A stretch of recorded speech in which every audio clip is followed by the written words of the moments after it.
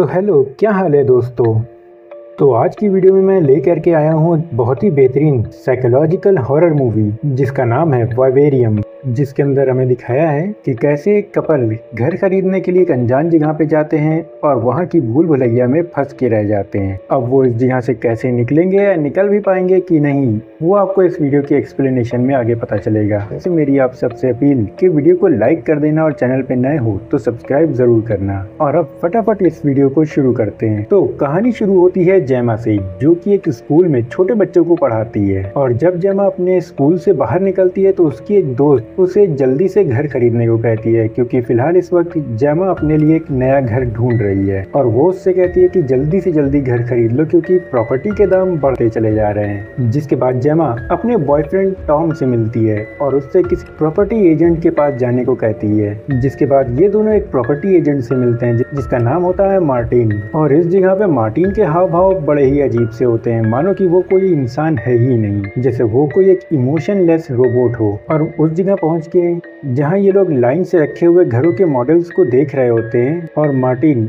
इनके पास आकर के इन्हें उन घरों की अच्छाई बताना शुरू करता है, यानी इन घरों की तारीफों के पुल बांधना शुरू करता है कि इनसे अच्छा घर कहीं भी नहीं होगा। और जितना ये यहाँ पे दिख रहे हैं ये असल में इससे भी कहीं ज्यादा बेहतर बने हैं। जहाँ मार्टिन इनसे ये घर देखने को कहता है। हालांकि जेमा को ये घर पसंद नहीं होते और टॉम भी जाना नहीं चाहता, लेकिन मार्टिन के कहने पे जेमा ये घर देखने के लिए तैयार हो जाती है। जिसके बाद ये लोग मार्टिन के साथ निकल पड़ते हैं उस घर को देखने के लिए। और कुछ देर बाद ये उस जगह पहुंच भी जाते हैं जहां मार्टिन इन्हें जॉन्डर नाम की एक हाउसिंग सोसाइटी की तरफ ले जाता है, जहां लाइन से सैकड़ों की तादाद में घर बने होते हैं। जहां ये लोग उसमें से हाउस नंबर 9 को देखने जाते हैं। और यहाँ पे मार्टिन इन्हें इस घर की एक एक चीज दिखाता है और मार्टिन इन्हें यहाँ वेलकम गिफ्ट के तौर पे वाइन और स्ट्रॉबेरी ऑफर करता है, पर ये लोग उसे नहीं लेते। और इन लोगों को ये घर काफी पसंद भी आता है। हालांकि इस घर में एक स्ट्रेंज चीज ये होती है कि इस घर में पहले ही से ही हर एक चीज की प्लानिंग कर ली गई होती है, यानी कि दीवारों को भी पेंट कर दिया गया होता है। साथ ही बच्चे का जो कमरा होता है वो भी लड़के के हिसाब से बनाया होता है। जिसके बाद मार्टिन इन्हें घर के पीछे बने गार्डन को देखने के लिए भेजता है। जहाँ ये लोग गार्डन देखने जाते हैं तो गार्डन देख करके ये मार्टिन से पूछते हैं कि बाकी लोग यहाँ कब आएंगे। जहाँ जब ये पीछे मुड़ के देखते हैं तो वहाँ मार्टिन नहीं होता।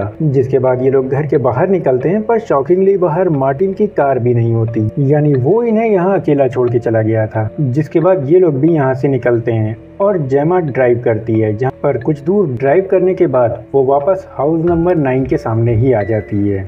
जहाँ उस घर को देख के ये लोग सोचते हैं कि क्या ये लोग किसी लूप में तो नहीं। जिसके बाद जेमा दोबारा से ड्राइव करना शुरू करती है और वापस घूम फिर करके वहीं पहुंच जाती है। जिसके बाद टॉम जेमा को ड्राइविंग सीट से हटाता है और इस बार वो खुद ड्राइव करता है, पर उससे भी कुछ नहीं होता। वो घूम फिर करके वहीं फिर से आ जाता है, यानी हाउस नंबर 9 के सामने। जिसके बाद ये लोग काफी देर तक ड्राइव करते रहते हैं, पर बार बार ये लोग वहीं पहुंच रहे थे। और इस काम को करते करते इन्हें रात हो जाती है और साथ ही इनकी कार का फ्यूल भी खत्म हो जाता है। तो अब इन्हें थक हार के उसी घर में जाना पड़ता है जहाँ ये लोग वेलकम गिफ्ट में रखी वाइन और स्ट्रॉबेरी से ही पेट भरने का सोचते हैं। पर जब वो स्ट्रॉबेरी खाते हैं तो उसमें कोई भी टेस्ट नहीं होता। जिसके बाद ये लोग उसी घर में अपनी रात गुजारते हैं जहाँ बिल्कुल सन्नाटा होता है, यानी किसी भी चीज की कोई भी आवाज नहीं। और अगले दिन टॉम घर की छत पे सीढ़ी लगाकर चढ़ता है ताकि उसे कोई ऐसी जगह मिल सके जहाँ से वो इस जगह से बाहर निकल सके। पर छत पे जाकर के उसे दूर दूर तक की सिर्फ मकान ही मकान दिखाई देते हैं। जिसके बाद वो नीचे उतरता है और गार्डन की दीवारें फांद कर ये लोग इस जगह से भागने का सोचते हैं, जहां ये एक के बाद एक कई सारे मकानों की दीवारें फांदते हुए आगे भाग रहे होते हैं। और ऐसा करते करते इन्हें सुबह से शाम हो जाती है, जहां भागते भागते फाइनली इन्हें एक मकान दिख जाता है जहां लाइट जल रही थी, जिसे देख के ये काफी खुश होते हैं। और इनकी खुशी ज्यादा देर नहीं टिकती, क्योंकि ये अंदर जाकर के देखते हैं कि इस मकान में इन्हीं का सामान रखा हुआ होता है। और जब ये इस घर से बाहर निकलते हैं तो ये हाउस नंबर 9 के सामने ही होते हैं। पर इस बार सड़क पर एक पार्सल पैकेज भी पड़ा होता है जिसमें खाने का सामान और कुछ दवाइयाँ होती हैं। टॉम इस सामान को उठाकर अंदर ले जाता है और इस पैकेज की दफ्ती की मदद से घर को जला देता है ताकि वो एक स्मोक सिग्नल दे करके अपने लिए मदद बुला सके। और ये लोग रात को रोड के किनारे ही सो जाते हैं। और जब सुबह इनकी आंख खुलती है तो इनके सामने दो शॉकिंग चीजें होती हैं, जिसमें तो ये सबसे पहले उस एक और नए पार्सल को देखते हैं जिसमें इस बार कोई खाने पीने का सामान नहीं बल्कि एक बच्चा होता है। उसके अलावा इनके सामने वो घर भी अब ठीक हो चुका था, जिसे देख के इनके पैरों तले तो ज़मीन ही निकल जाती है। जिसके कुछ टाइम बाद हम लोग देखते हैं कि वो बच्चा बड़ा हो गया है, जो कि सुबह सुबह इनके बेडरूम में आता है और जब ये लोग उससे कुछ नहीं बोलते तो वो इनकी नकल करने लगता है, जो कि देखने में काफ़ी वियर्ड लगता है। यानी जिस तरह से ये लोग इस जगह से फ्रस्ट्रेट होकर के एक दूसरे से बात करते हैं, ये सेम टू सेम वही बातें रिपीट करता है इनके सामने, जो कि देखने में बहुत ही बुरी लगती है। और इसके अलावा इस बच्चे में एक और बहुत बुरी आदत होती है कि जब इसे भूख लगती है या इसे कोई चीज़ चाहिए होती है तो ये बहुत ही तेज़ आवाज़ में चीखने लगता है, और ये तब तक चीखता रहता है जब तक कि इसकी मांग पूरी ना हो जाए। और गाइस सच बता रहा हूँ, इस मूवी के अंदर ये बच्चा किसी भयानक डीमन से कम नहीं। इसके अलावा ये लड़का देखने में तो करीब 9 से 10 साल के बच्चे जितना लग रहा है, लेकिन इस वक्त इसकी रियल एज सिर्फ 98 डेज की थी, जो कि एक और बहुत ही अजीब बात थी। और यहाँ पे हमें एक बात और पता चलती है कि ये लोग करीब 3 महीने से ज़्यादा टाइम से यहाँ फंसे हुए हैं, और इस जगह इन्हें जो खाना मिलता है वो इस बच्चे को तो खूब पसंद आता है, पर ये लोग उस खाने को नहीं खा पाते, यानी इन्हें वो खाना पसंद नहीं आ रहा था। और फिलहाल ये कह सकते हैं कि इस जगह पे ये लोग बस जिंदा थे, जहाँ ये लोग उस पार्सल को घर के बाहर रख देते हैं और उसे ले जाने वालों का वेट करने लगते हैं कि शायद कोई इस पार्सल को ले जाने आए और ये उन्हें पकड़ लें। पर यहाँ पे हमें पता चलता है कि ऐसा कभी नहीं हुआ, क्योंकि जब भी ये लोग उस पार्सल को देखते थे और उन्हें पकड़ने का इंतज़ार करते थे तो वो लोग कभी नहीं आते थे। और इसी बीच उनका इंतज़ार करते करते अपनी एक सिगरेट ख़त्म करता है और उसे जब वो ज़मीन पे फेंकता है तो वहाँ की घास अचानक से हट जाती है, जिसे देखकर टॉम वहाँ की मिट्टी को खोदने लगता है, जो कि देखने में बड़ी ही अजीब सी होती है, जो कि देखने में असली मिट्टी लगती ही नहीं, मानो वो कोई आर्टिफिशियल मिट्टी हो। जिसके बाद टॉम वहाँ पे गड्ढा खोदना शुरू कर देता है, और तभी वहाँ पे जेमा आती है और वो भी उसके साथ इस काम में लग जाती है, जहाँ अचानक से जेमा की नज़र उस पार्सल पे पड़ती है जो कि जा चुका था। वो टॉम को इस पार्सल के बारे में बताती है, पर टॉम उसकी कुछ भी नहीं सुनता, वो बस अपने खुदाई के काम में लगा होता है, जहाँ वो पूरा दिन उस गड्ढे को खोदता रहता है। जिसके बाद अगले दिन फिर से टॉम खुदाई का काम शुरू करता है, क्योंकि यहाँ उसके करने के लिए कोई और काम नहीं और ना ही कोई और टाइम पास का जरिया है, तो वो इसी एक काम को अपना मकसद बना लेता है कि शायद इसी काम से उसे कोई रास्ता मिल जाए। इसके अलावा यहाँ हम एक बात और जान पाते हैं कि जिस जगह पे ये लोग हैं उस जगह के ऊपर से कोई भी जहाज नहीं निकलता, यहाँ तक वहाँ पर कोई पक्षी या कोई जानवर नहीं था, यहाँ तक कि कोई कीड़ा मकोड़ा भी उस एरिया के अंदर नहीं था। उस पूरी जगह पे यही 3 जिंदा लोग थे। वहीं रात को जेमा अपनी कार के अंदर बैठी होती है, जहाँ टॉम भी उसके पास आ जाता है, और तभी अचानक उस कार में से म्यूजिक बजने लगता है, क्योंकि उस कार की बैटरी अभी भी चल रही थी। तो ये लोग उस म्यूजिक पे नाचने लगते हैं पुराने दिनों की याद में, और तभी वो बच्चा भी इनके साथ नाचने लग जाता है, जिसकी वजह से टॉम गिर जाता है। और यहाँ टॉम गुस्से में आकर उस बच्चे को जमीन पे पटक देता है, पर उससे यहाँ कोई भी चोट नहीं लगती। और अगले दिन टॉम अपने काम पर लगने की तैयारी में होता है, और जेमा अकेले ही उस बच्चे को नाश्ता दे रही होती है, जिसमें उसे देर लग जाती है और वो बच्चा चीखने लगता है, जो कि देखने में बहुत ही बुरा लगता है। पर तभी वहाँ पे टॉम आ जाता है और वो उस बच्चे का नाश्ता फेंक देता है और उस बच्चे को ले जाके वो कार में बंद कर देता है। और यहाँ पे वो जेमा को भी उसकी मदद करने से रोकता है, क्योंकि टॉम के हिसाब से वो बच्चा इंसान नहीं था, जो कि कहीं ना कहीं सही भी था। और वो यहाँ जेमा से कहता है कि अगर उन लोगों को इस बच्चे की परवाह है तो वो इसे बचाने ज़रूर आएंगे, और इसके अलावा हो सकता है कि इस बच्चे के ख़त्म होने के बाद वो इस जगह से आज़ाद भी हो पाएं। पर जेमा उसकी बात को नहीं मानती और उस बच्चे को बाहर निकाल लेती है। जिसके बाद ऐसा ही चलता रहता है, जहाँ टॉम अपना गड्ढा खोदने में बिजी होता है, वहीं जेमा उस बच्चे के साथ टाइम बिताती है, जहाँ धीरे धीरे हम टॉम को घर में अकेला पड़ते हुए देखते हैं। वहीं एक दिन जेमा सुबह उठती है तो वहाँ वो बच्चा नहीं होता, जिसे वो पूरे घर में ढूंढती है, उसके बाद बाहर भी ढूंढती है, लेकिन कुछ देर के बाद वो बच्चा उसे घर के पास दिखाई देता है, जिसके हाथ में एक टेक्स्ट बुक भी थी। तो वो उस बच्चे से पूछती है कि उसे ये बुक किसने दी, तो वो बताने से मना कर देता है। उसके बाद जेमा उस बुक को खोल कर देखती है, जो कि एक अजीब भाषा में होती है। साथ ही उस बुक में कई पैटर्न और कुछ डायग्राम्स भी बने होते हैं, जिसमें अगर हम पैटर्न्स की बात करें तो ये वही थे जो इनके टीवी में आया करते थे। वहीं इसमें एक मेल ह्यूमन और फीमेल ह्यूमन का डायग्राम बना होता है। उसके अलावा उन दोनों के बीच में एक बच्चे का भी डायग्राम होता है। उसके अलावा उसमें इंसान के गले का डायग्राम होता है, जो कि मेंढक के गले की तरह फूला होता है, जिसमें से साउंड निकलने का साइन बना होता है। जिसके बाद जेमा उस बच्चे के पास जाती है और उससे वो कॉपी करने को कहती है, जहाँ पहले वो उससे खुद की कॉपी करवाती है, फिर टॉम की कॉपी करवाती है और आखिर में वो उस शख्स की कॉपी करवाती है जिसने उसे वो बुक दी थी। तो यहाँ पे वो बच्चा अपने गले को किसी मेंढक की तरह फुला लेता है और उसमें से अजीब आवाज़ निकालने लगता है, जिसे देख करके जेमा तो बुरी तरह से डर जाती है। और यहाँ पे इस बच्चे का गला बिल्कुल उस बुक में बने डायग्राम की तरह दिख रहा होता है।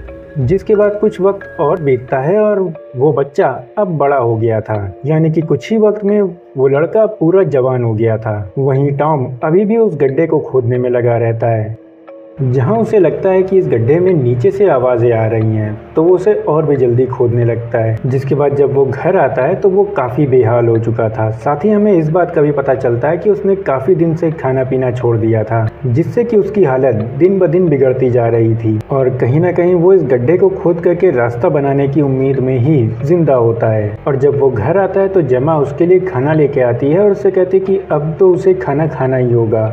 जिसके बाद वो खाना खा के जब नहाने जाता है तो हम देखते हैं कि उसकी पूरी बॉडी पे निशान बने हुए थे, जो कि उस गड्ढे को खोदने की ही वजह से थे। जिसके बाद वो अगले दिन फिर खुदाई के काम में लग जाता है। वहीं जेमा से वो लड़का उसका फेवरेट खेल खेलने को कहता है, यानी कि वो कहीं छुपेगा और जेमा को उसे ढूंढना होगा। जिसके बाद वो लड़का कहीं जाके छुप जाता है और जेमा उसे ढूंढने लगती है। वहीं टॉम को उस गड्ढे में खोदते खोदते कुछ मिल जाता है और जब वो उस पर से मिट्टी हटा कर देखता है तो वहाँ पर एक डेड बॉडी होती है, जिसे देख करके वो पूरी तरह से थर्रा जाता है और उस गड्ढे से बाहर आता है और जेमा को पुकारने लगता है। और उसकी आवाज़ सुन के जेमा उसके पास आती है और टॉम की हालत देखकर उसे घर के अंदर ले जाने लगती है।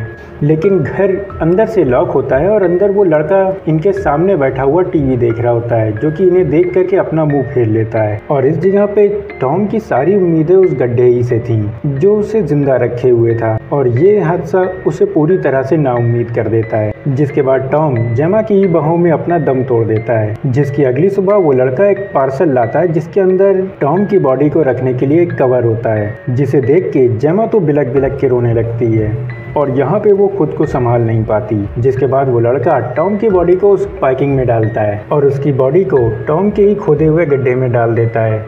और जब वो गड्ढा मिट्टी से भर करके बराबर होता है तो वहाँ पे तुरंत ही घास आ जाती है, मानो कि इस जगह पे कभी कोई गड्ढा रहा ही ना हो। लेकिन अब यहाँ पे जेमा का दिमाग बिल्कुल ख़राब हो चुका था और वो इस लड़के को ख़त्म करने का सोच लेती है। जिसके बाद जेमा उस लड़के पे एक ज़ोरदार हमला करती है, पर वो उससे बाल बाल बच जाता है और सिर्फ घायल होता है। और जेमा जब उसे मारने के लिए उसके पीछे दौड़ती है तो वो अचानक से ही ज़मीन को नीचे से ऊपर उठा देता है, जिसकी दूसरी तरफ एक हिडन डोर होता है, यानी कि इस लड़के को यहाँ के कई सारे राज पता थे। फिलहाल वो लड़का उस डोर की तरफ भागता है, जहाँ जेमा भी उसके पीछे पीछे आ जाती है। पर वो लड़का जिस जगह गया था वो जगह ढलान पे थी, तो जेमा वहाँ फिसल करके एक दूसरे दरवाजे में चली जाती है, जहाँ उसके सामने एक और लेडी बैठी रो रही होती है और वहीं साइड में एक बच्चा बैठा टीवी देख रहा होता है। पर इससे पहले कि जेमा उससे कोई बात करती, वो जमीन के अंदर धंसने लगती है, मानो जैसे कि वो किसी दलदल में जा रही हो। जहाँ वो ऊपर से नीचे गिरती है तो उसके सामने फिर से एक नया कपल होता है और उसी जगह पे हम एक और बच्चे को खड़ा देखते हैं, पर वो उस जगह से भी नीचे गिर जाती है, जहाँ वो सीधा एक बाथरूम में पहुँचती है, जहाँ पर उस बाथरूम के बाद टब में एक आदमी की लाश पड़ी होती है, जिसे देख के वो काफ़ी डर जाती है और अचानक से वो सीढ़ियों से नीचे गिरने लगती है, जहां वो उस घर से बाहर आने पे खुद को हाउस नंबर 9 के सामने ही पाती है। और इस जगह पे फाइनली जेमा भी अब हिम्मत हार जाती है। जिसके बाद वो लड़का जेमा की भी बॉडी को ठिकाने लगा देता है और उस घर से निकलने से पहले जेमा और टॉम के जितने भी सबूत इस घर में होते हैं वो उन सबको मिटा देता है। जिसके बाद वो इन्हीं की कार लेकर के उस जगह से निकल जाता है और वहां से निकल के उसी डीलर मार्टिन के पास पहुंचता है, जो कि अब अपनी आखिरी सांसें गिन रहा होता है। जिसका मतलब था कि मार्टिन भी इसी में से एक था, क्योंकि यहाँ जेमा और टॉम को उस जगह गए हुए 1 साल से ज़्यादा नहीं हुआ था। जिसके बाद उस लड़के को देखने के बाद मार्टिन अपना दम तोड़ देता है और यहाँ पे ये लड़का उसकी नेम प्लेट को खुद ले लेता है, यानी कि अब इस लड़के का नाम मार्टिन होने वाला था। और ये ओल्ड मार्टिन को एक पैकेट में डाल करके एक लॉकर में डाल देता है। और जिस तरह से ये उसे मोड़ता है ऐसा लगता है कि वो कोई चादर हो या कंबल हो और उसके अंदर हड्डी का नामो निशान ना हो, और फिर ये खुद उसकी जगह पे बैठ जाता है। जिसके बाद हम एक और कपल को वहाँ पर आते हुए देखते हैं और इसी शॉकिंग एंडिंग के साथ ये मूवी यहीं ख़त्म हो जाती है। तो गाइस चलिए बात कर लेते हैं इस मूवी की एंडिंग के बारे में, क्योंकि इस मूवी से रिलेटेड कई सारे सवाल हैं जिनके जवाब हमें इस मूवी के अंदर नहीं मिले, जिनके बारे में अब एक एक करके बात करते हैं। जिसमें से सबसे पहला सवाल ये है कि आखिर ये सब कर कौन रहा था और उसके पीछे उसका पर्पस क्या था। तो मुझे ऐसा लगता है कि यहाँ पे किसी तरह का ह्यूमन एक्सपेरिमेंट चल रहा था, जो कि इंसान नहीं बल्कि एलियंस इंसानों के ऊपर कर रहे थे। अब मैं ऐसा क्यों कह रहा हूँ तो वो भी उसके पीछे की वजह भी बता देता हूँ। जैसे कि इस मूवी में वो बुक का मिलना जिसमें एक अनजान लैंग्वेज लिखी हुई थी, और साथ ही वो पैटर्न्स जो इनके टीवी में चल रहे थे और उस बुक में भी थे। इसके अलावा उस बच्चे का अपने गले से अजीब सी आवाजें निकालना, और सबसे इम्पोर्टेंट चीज कि ये जगह बहुत ही हाईटेक थी, यानी कि ये एक सिमुलेटेड वर्ल्ड था जो कि बिल्कुल ही ओरिजिनल दुनिया की तरह दिखता है। और अगर कोई शख्स अपनी रियलिटी से दूसरी रियलिटी में भी चला जाए तो इस जगह का सिस्टम वापस अपनी रियलिटी में ही पहुंचा देगा, जैसा कि हमने एंड में जेमा के साथ होते हुए देखा। वो अपने आप ही अपनी रियलिटी में खुद ही पहुंच गई। और इतनी हाईटेक चीज बनाने के लिए एक बहुत ही एडवांस सिविलाइजेशन होनी चाहिए। उसके अलावा एक सवाल ये है कि आखिर ये बच्चा कौन था जिसे इस मूवी के अंदर द बॉय कहा गया है, क्योंकि ये तो साफ था कि ये कोई आम इंसान नहीं है या फिर ये इंसान ही नहीं है। तो फिर ये था कौन? तो यहाँ पे मुझे ऐसा लगता है कि ये एक तरह का क्लोन होगा जिसको एलियंस के डीएनए के साथ कंबाइन करके बनाया गया है। हालांकि हम लोगों ने अभी तक की जितनी भी मूवीज में क्लोन का कॉन्सेप्ट देखा है उसमें यही दिखाया गया है कि क्लोन्स ज्यादातर अडल्ट फॉर्म में ही पैदा होते हैं, पर क्योंकि इस क्लोन को बहुत ही एडवांस सिविलाइजेशन ने बनाया है तो हो सकता है कि ये एक बेबी की फॉर्म में जन्म लेता हो और कुछ ही महीनों में ये एक बड़ा यानी कि जवान लड़का बन जाता हो। हालांकि जो ओल्ड मार्टिन के साथ हुआ उसे देख के लगता है कि इसकी एज भी 3 से 4 साल से ज़्यादा नहीं होगी, क्योंकि जब हमने मूवी की शुरुआत में मार्टिन को देखा था तो उसकी एज बहुत ज़्यादा नहीं थी, और जब ये लड़का उसके पास वापस जाता है तो वो बूढ़ा हो चुका होता है, जिससे कि मुझे यही लगता है कि ये एक क्लोन होगा। और उसके अलावा एक बार और थी कि हर एक रियलिटी में हमें द बॉय ही देखने को मिला, कहीं पे भी हमें लड़की देखने को नहीं मिली। तो हो सकता है कि वो लोग सिर्फ मेल को ही क्लोन कर सकते हों। उसके अलावा अगर बात करें कि इसे इतने सारे रास्ते कैसे पता होंगे उस जगह के, तो शायद हो सकता है उन रास्तों के बारे में उस बुक में लिखा हो जिसे ये हर टाइम अपने हाथों में लिए रहता है। और इस क्लोन में उन एलियंस का कुछ डीएनए हो सकता है जिससे कि वो इनकी भाषा को आसानी से समझ सके। और इसके अलावा अगर हम बात करें कि टॉम आखिर वो गड्ढा खोदे क्यों जा रहा था, तो यहाँ पे उसकी वजह ये हो सकती है कि ये लोग करीब 3 महीने से वहाँ पे फंसे हुए थे और इनके पास करने के लिए कोई भी काम नहीं था, और धीरे धीरे ये लोग उम्मीद हारते जा रहे थे, खास तौर पे टॉम। और जब उसने ये गड्ढा खोदना शुरू किया तो उसे एक उम्मीद मिली कि शायद इसके जरिए वो यहाँ से निकलने का कोई रास्ता बना ले। और इसके अलावा आपने वो कहावत तो सुनी ही होगी कि डूबते को तिनके का सहारा, तो यहाँ पे ये काम टॉम के लिए एक तिनके का सहारा जैसे था। और जैसे ही उस गड्ढे में वो लाश निकलती है तो उसके बाद टॉम वो समझ जाता है कि ये सब करने से कोई भी फायदा नहीं होने वाला, जिसके बाद वो उम्मीद हार जाता है और आखिर में अपना दम तोड़ देता है। वहीं अगर हम जेमा की बात करें तो जेमा भी यहाँ पे टॉम की वजह से टिकी हुई थी, यानी टॉम एक लौता शख्स था जिससे जेमा अपने दिल की बात यहाँ पे कर सकती थी। और जब वो नहीं रहा तो जेमा भी लगभग हार मान लेती है, लेकिन उससे पहले वो उस लड़के को खत्म करने का सोचती है। और जब वो इसमें नाकाम होकर के वापस उसी घर में पहुंच जाती है तो वहाँ पे वो भी पूरी तरह से हिम्मत हार जाती है और आखिर में वो भी अपना दम तोड़ देती है। और अब बात कर लेते हैं कि आखिर इनके अलावा यहाँ पे कोई और लिविंग थिंग क्यों नहीं थी। तो इसकी वजह मुझे ये लगती है कि हो सकता है कि ये जगह किसी और ही डायमेंशन में हो, क्योंकि जैसा कि मैंने बताया कि ये जगह एलियंस की बनाई हुई हो सकती है, तो ये भी हो सकता है कि ये किसी और डायमेंशन में एग्जिस्ट करती हो और यहाँ पे कई सारी पैरेलल रियलिटीज भी हों, जैसा कि हमने देखा वहाँ पे, जैसे कि वो लेडी और वो मरा हुआ आदमी और बाकी के 2 कपल, और ये सब एक ही टाइम पे एक ही जगह थे पर अलग अलग रियलिटीज़ में। और इस मूवी की एंडिंग वो पूरी तरह से ओपन छोड़ दी गई है, यानी कि द बॉय अब रियल वर्ल्ड में है और वो नए कपल्स को उस जगह लाने वाला है, जिसके बाद यही सब दोबारा रिपीट होगा। गाइज अभी तक की इस मूवी की एंडिंग तो सेकंड पार्ट के हिसाब से खुली छोड़ दी गई है, लेकिन अभी तक की इस मूवी का कोई भी सेकंड पार्ट नहीं आया। हालांकि अगर मेकर्स चाहें तो यहाँ पे इस मूवी का एक सीक्वल बना सकते हैं जिसमें ये यॉन्डर के यूनिवर्स को और भी ज़्यादा एक्सप्लोर कर सकते हैं। और ये दिखा सकते हैं कि अगर एलियंस ये सब कर रहे थे तो आखिर उनका यहाँ पे मेन मकसद क्या था। तो बस गाइस ये वीडियो यहीं तक। अगर आपके दिमाग में इस मूवी से रिलेटेड कोई थ्योरी हो तो मुझे कमेंट में ज़रूर बताना। वीडियो पसंद आया हो तो लाइक करना, चैनल पे नए हो तो सब्सक्राइब किए बिना बिल्कुल मत जाना। तो अब मैं सुफियान इजाज़त चाहता हूँ। Good luck.